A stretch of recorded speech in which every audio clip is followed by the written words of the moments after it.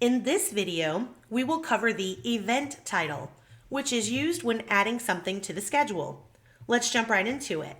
First, let's go to projects so we can find the project that we'd like to add to the schedule. We'll use this one here. And then let's go to schedule.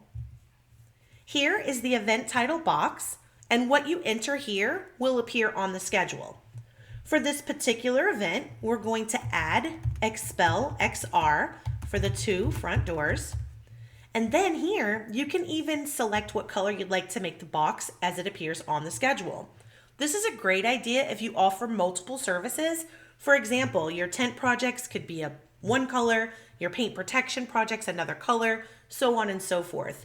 You could even differentiate by color your automotive and your flat glass projects. So using color is a great idea. For this particular appointment, I'll choose the light blue, select my installer, and then confirm and submit. You can see that the event title I added is here, and let's take a look from the main dashboard.